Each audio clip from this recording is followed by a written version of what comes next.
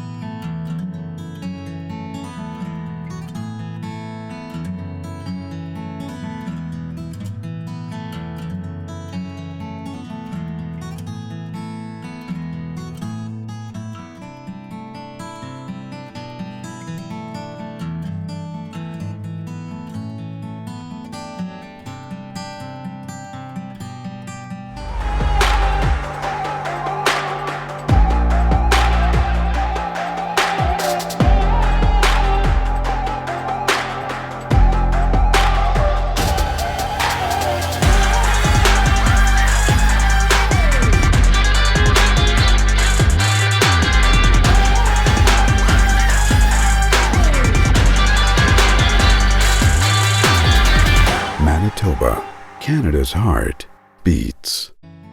Okay, let's set the stage. It's late fall, early October. The air temperatures are crisp and cool. The water temperatures are dropping. We're getting into the low 50s.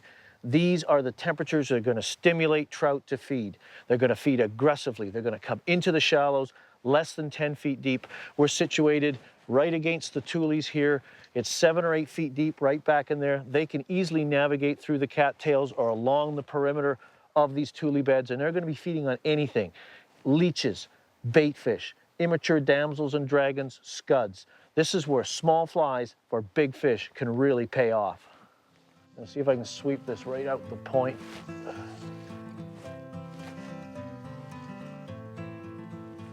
That's better.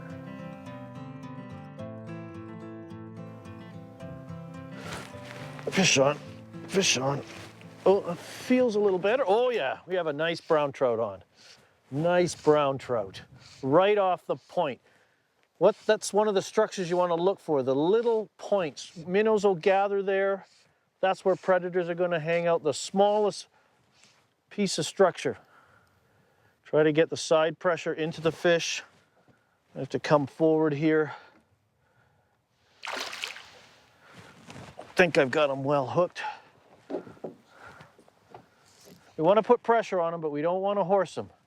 Using 6-weight rods here. Nymph lines, indicator style lines. Oh, nice brown, beautiful colors, beautiful colors. And that was a subtle pull down. You think a fish this big would be aggressive? It was just a delicate pull down. He just swam up, put those big jaws over the fly, and pulled it down. You have to use indicators here. We've got lots of broken off tules in there, lots of things to foul up on, so the indicator is your best option here. We're 4 feet down, single fly. I'm a big advocate of droppers where legal, but we tend to go single fly at this time of the year because there's so much other structure in there, broken off weeds, that you could have a big fish like this run you into the weeds, and that upward fly or lower fly, whatever the fish is taken, the unhooked can become a real liability for you. There we go, he's starting to tire. My rule is I don't want to bring a fresh fish in within the radius of the rod, the diameter of the rod, because we're double anchored here, so we don't get negatively affected by the wind. And I just don't want a fresh fish full of energy coming in. Look at the hump on that guy. I want him to get his head up, and there he goes into the basket. Wow, what a brown trout. Now that is a monster. And here, let's give you a look. That is a beautiful fish. Look at the markings. Look at that hump on that big male. He's in shallow water, feeding on small minnows, baby damselfly nymphs, small dragonflies, scuds, water boatmen, back swimmers. anything he can get that big jaw of his around. He's stocking up. Look at the belly on that. And off he goes. Hope to see you next year. Small flies for big fish in the fall. It's a tough tactic to beat. It's just so effective.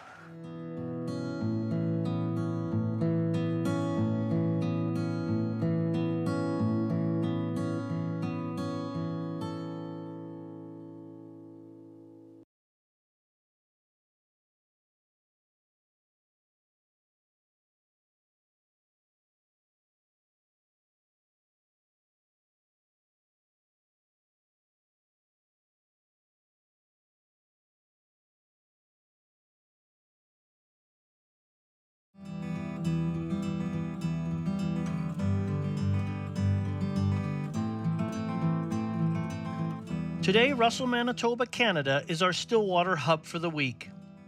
The town of Russell offers amazing access to the world-class trout lakes located within the Parkland region of southwest Manitoba. Two of my favorite waters include Patterson and the slightly smaller Carrick Lake. Both of these lakes are full of feisty rainbow and brown trout, many of them reaching trophy proportions. The Russell Inn is a perfect base camp. In addition to the close proximity to Patterson and to Carrick, the Russell Inn is centrally located to other fantastic lakes including West Goose, Corstorphine, Purse, and Twin, renowned for its aggressive tiger trout. What makes the Russell Inn a unique destination, I think, is that we haven't forgotten what hospitality is all about. So we like to find out what each guest's needs are, and then we like to deliver that. We open our restaurant early so that fly fishers can eat early and get out on the lakes, and we'll keep it open late for them too in the evenings. We have a cluster of services. We have Subway, Tim Hortons, we have a restaurant, a full-service pub that provides food service late into the evening. We have all-inclusive packages as well as a special fly fishing rate that runs in May, June, and September, October every year. So we're very diversified, so we can provide really whatever anyone needs, whether they're traveling as an individual or with their family or with a corporate group.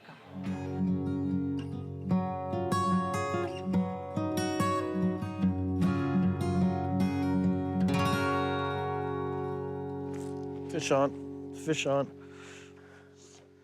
Let's work this cast. I've been working close to the tules and then casting out into deeper water as well. You want to sweep all the area. Don't keep working the same areas. I've been playing with a number of different retrieves. I've been letting it sit, dead drift, and just letting the natural wave action move the fly. I've been doing slow strips to raise and pause the fly, slow hand twists, and if the wind allows, I'll also pitch the odd fly up into the wind and just let it wind drift back towards me. Works very well with leech patterns, balanced leech patterns, and micro leech patterns. So those are your four sort of retrieve options with indicators, and you experiment with them rather, to see which one the fish seem to like better. Oh, a nice little rainbow, full of energy. This cold water really stimulates their aggressive feeding nature, and small patterns are perfect for them. We took the bruised leech on the bottom. Out comes the fly already. Got a little belly on him already. Let's let him go. Come back to be a bigger fish. We'll catch him next year. So there you have it, your four retrieve options. You can just pitch it out there and let the natural wave action animate the fly. You can strip the fly back using 6 to 12 inch pulls. It'll raise and flutter the fly. Don't do that a lot, but just slowly cover the water. A slow hand twist, or you can pitch the fly upwind and let the natural wave action bring the fly back towards you, and you just gather in the slack. Pick an option that the fisher seem to like, and then stick with it. So you're always experimenting.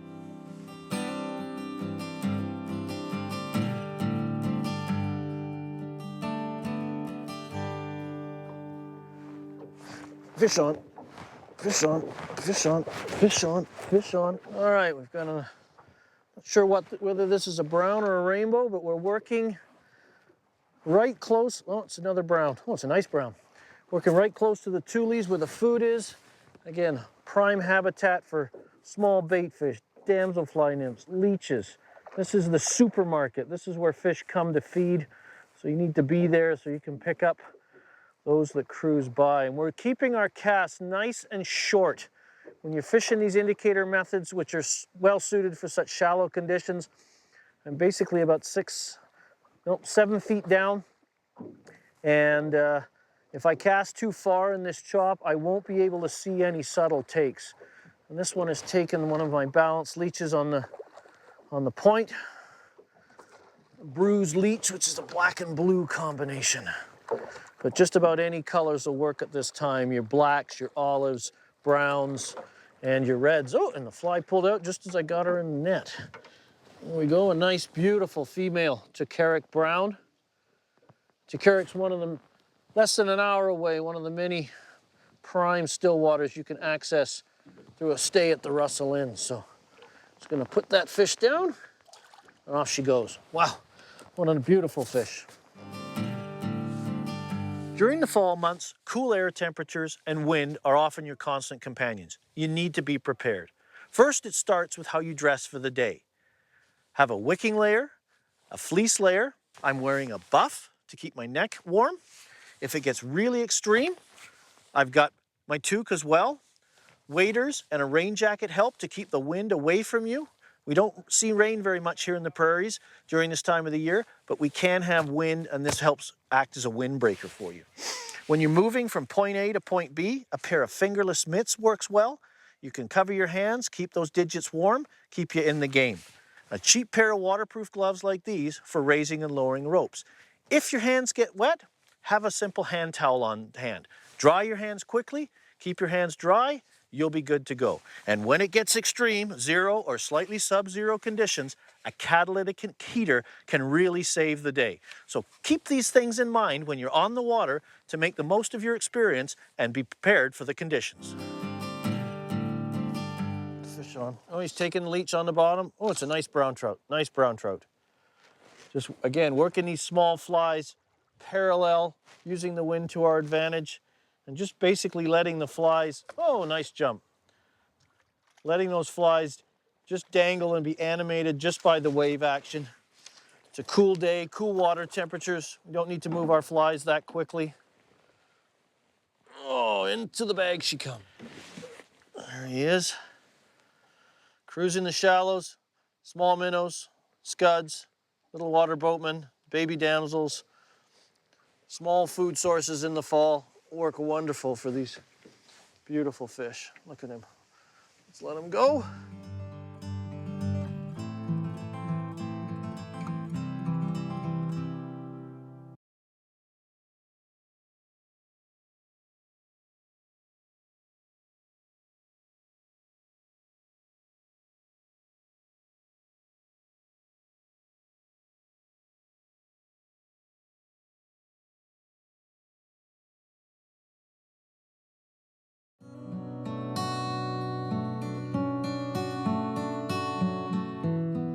By the fall, the major hatches for the season are complete.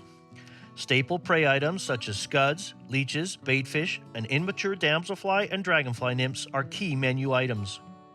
Your pattern selections should reflect these staples. On average, your fly should range from number 8 through number 14. When visiting the Parklands region of southwest Manitoba, here is a cross-section of flies to consider adding to your fall stillwater fly box. The gold bead flashback pheasant-tail nymph, pequod, the ruby-eye leech, the coral booby, and don't forget balanced flies such as the bruised leech and the ice minnow. As with most stillwater situations, I favor 6 or 7 weight rods ranging from 9.5 to 10 feet in length. Long rods offer a number of benefits, including helping you to create open loops, which eases casting indicators. They help facilitate good roll casts, and once you hook a fish, the ability to steer and control the trout until you subdue it and safely net it. Fish on, fish on, fish on, fish on. Fish on, big brown. He's eating the booby. Excellent, excellent. We've got fish. We've had fish taking here near this beaver lodge and got them on the washing line technique. And these beaver lodges are just prime structure here on Carrick. We're just east of Russell Inn, an hour away from to the east of Russell Inn. You've got Carrick, Patterson, Corstorphine, Pybus. And these are all excellent lakes to visit should you come here and visit the Parklands. But a nice brown trout here. It's a nice brown. He's got the booby just in the corner of his mouth, so just gotta grab that out of there. Oh, it fell out. Booby, we'll show you that in a second. There is a nice brown trout. Nice average, maybe a little smaller than average in some of the lakes, but gorgeous specimen nonetheless. Available to you just a short drive from Russell. And you can catch these a variety of techniques, these small flies for small fish, strike indicators, slow sinking lines, and particularly the washing line technique I use to take this one. So we'll just let this one go and go see if we can get another. So what am I talking about when I say the washing line technique? Well, it's a technique from England, and it involves a two-fly setup, okay? And in this case, I've got a ruby-eyed leech on the dropper, and I got a buoyant, this is a peachy-colored booby. Clearly, nothing in a lake looks like this. This fly has foam eyeballs, it has lots of attraction, it wobbles and shakes, and it triggers an aggressive response. But the other benefit it has is this buoyant fly helps keep this fly suspended as though it was on a washing line. So I've got that blended perfectly with my line choice today being a clear intermediate stillwater line. And that's the washing line setup. Perfect for sinking lines, and it also works on surface flies too during emergencies and things like that. So add the washing line to your repertoire. It's a great little trick, and it really works well. Today I used 2-leader setups. For my slow sinking lines, such as the hover and clear intermediate, I used a standard 9-foot leader tapered to 2X. I then added 2 to 3 feet of 2X or 3X fluorocarbon to the leader using a triple surgeon's knot. For my floating line, I used a 7.5-foot leader, a quick release indicator, and a small number 14 barrel swivel. I attached the barrel swivel to the leader using an improved clinch knot.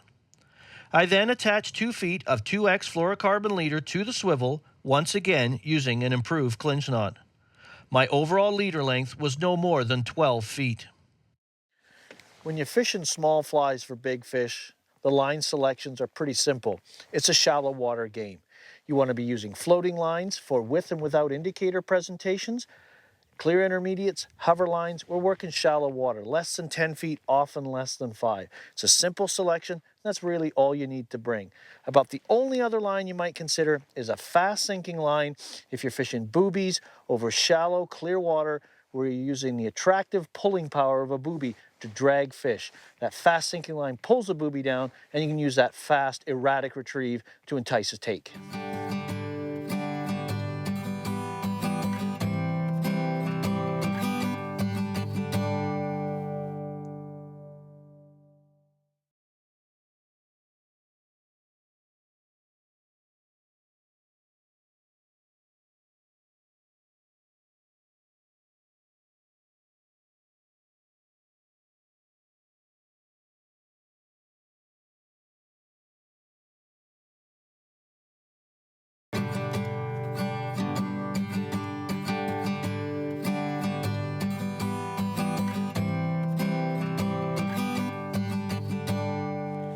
In the fall, water temperatures are typically cool. Today we're in the low 50s.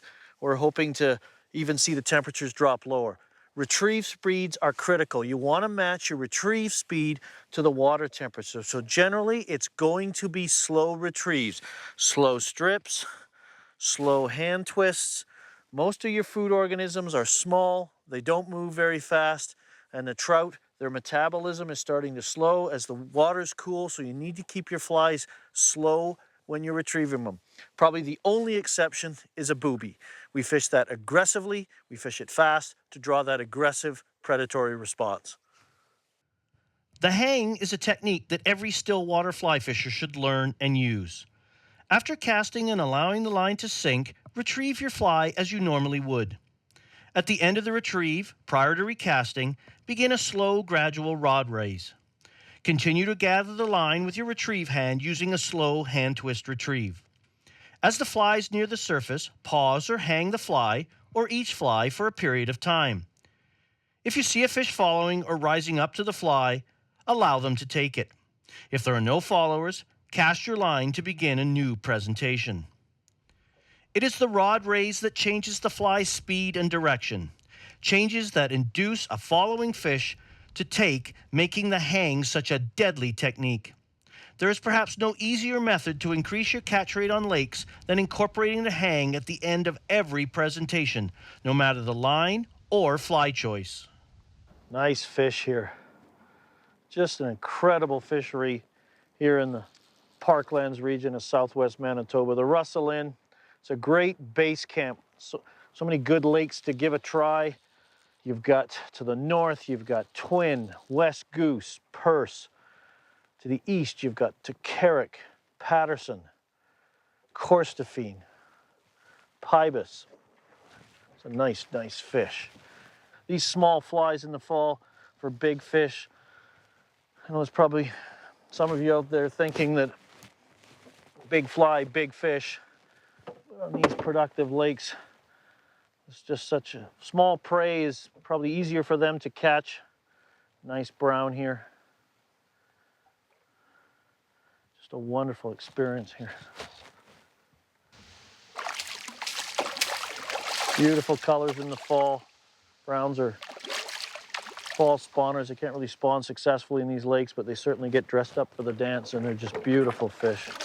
Always get my bottom fly, the balanced ruby eye, all wrapped up. He's eating that flashback pheasant tail. Imitates a little bait fish. Surprising. What a great fish. That is why you come to the Parklands. Look at that beautiful brown. Look at the colors. Big male. There's bigger fish, believe it or not, in here in Patterson. Wow. Big rainbows, big browns, small flies for big fish. What a gorgeous, gorgeous fish. Ready to go. Off he goes. Wow. What a wonderful experience. I want to thank the Russell Inn for putting us up and allowing us to access this entire region. Hope you've learned a lot. Remember, small flies for big fish in the fall, they really work.